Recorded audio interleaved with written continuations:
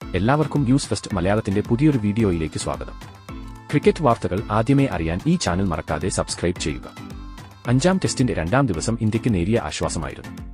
ഇന്നത്തെ മത്സരം നിർത്തുമ്പോൾ ഇന്ത്യ 141-6 എന്ന നിലയിൽ ആയിരുന്നു. ഇന്നത്തെ മത്സരശേഷം രോഹിത് ശർമ്മ പറഞ്ഞത് ഇങ്ങനെയായിരുന്നു: ശരിക്കും പറഞ്ഞാൽ ഇന്നത്തെ ഇന്ത്യയുടെ പെർഫോമൻസ് മികച്ചതായിരുന്നു, പ്രത്യേകിച്ചും ബൌളിംഗിൽ. സിരാജ്, ബുംറ, പ്രസിദ്ധ് കൃഷ്ണ ഇവരൊക്കെ മികച്ച പ്രകടനമാണ് കാഴ്ചവെച്ചത്.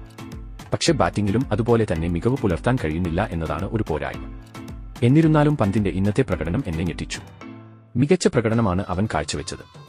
അതുപോലെ തന്നെ ബുംറയുടെ പരിക്ക്. ബുംറ നാളെ മത്സരത്തിന് എത്തും എന്നാണ് ഞാൻ പ്രതീക്ഷിക്കുന്നത്. അതുപോലെ തന്നെ ഞാൻ ഈ മത്സരത്തിൽ നിന്ന് ഒഴിവായതിനെ പറ്റി ശരിക്കും പറഞ്ഞാൽ കോച്ചും സെലക്ടർമാരുമായി ഞാൻ സംസാരിച്ചിരുന്നു. എനിക്ക് റൺസ് നേടാൻ കഴിയുന്നില്ലായിരുന്നു, ഞാൻ ഫോമില്ല. ഇതൊരു പ്രധാന മത്സരമാണ്, അതുകൊണ്ട് തന്നെ മികച്ച പ്രകടനം ആവശ്യമാണ്. ഞങ്ങൾക്ക് ഒരു ഫോം പ്ലെയറെ ആവശ്യമായിരുന്നു. അതിനാലാണ് ഞാൻ ഈ മത്സരത്തിൽ നിന്ന് ഒഴിവായത്. ഇത് ഞാൻ എന്റെ പരിശീലകരോടും സെലക്ടർമാരോടും പറഞ്ഞു. അവർ അത് മനസ്സിലാക്കുകയും സമ്മതിക്കുകയും ചെയ്തു. അത് കുറച്ച് ബുദ്ധിമുട്ടുള്ള തീരുമാനമായിരുന്നു, പക്ഷേ ഇതായിരുന്നു ശരിയായ തീരുമാനവും. പക്ഷേ ഇത് വിരമിക്കൽ തീരുമാനമല്ല. ഞാൻ ഗെയിമിൽ നിന്ന് മാറുകയോ ഫോർമാറ്റിൽ നിന്ന് മാറുകയോ ചെയ്യുന്നില്ല. എനിക്ക് റൺസ് നേടാനാകാത്തതിനാൽ ഞാൻ ഈ മത്സരം കളിക്കുന്നില്ല. അതിനർത്ഥം ഞാൻ പടിയിറങ്ങുന്നു എന്നല്ല. മികച്ച രീതിയിൽ തന്നെ ഞാൻ തിരിച്ചു വരുന്നതായിരിക്കും.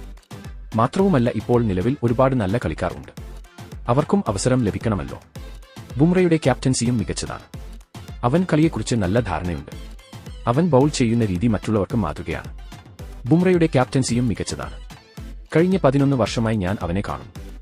ക്യാപ്റ്റൻസിയോടുള്ള ബുംറയുടെ സമീപനവും നല്ലതാണ്. എന്തായാലും ഇന്ത്യ നാളെയും മികച്ച പ്രകടനം കാഴ്ചവെക്കും എന്ന് തന്നെ നമുക്ക് പ്രതീക്ഷിക്കാം എന്നും രോഹിത് വ്യക്തമാക്കി. ഇന്നത്തെ ഇന്ത്യയുടെ ബൌളിംഗ് മികച്ചത് തന്നെയായിരുന്നു, പക്ഷേ ബാറ്റിംഗിൽ ഇന്നും അടിപതറി. എന്തായാലും ദിവസങ്ങൾ ബാക്കിയുണ്ട്. നന്നായി തന്നെ പെർഫോം ചെയ്യാൻ സാധിച്ചാൽ ഇന്ത്യക്ക് ഈ മത്സരം വിജയിക്കാൻ കഴിയും.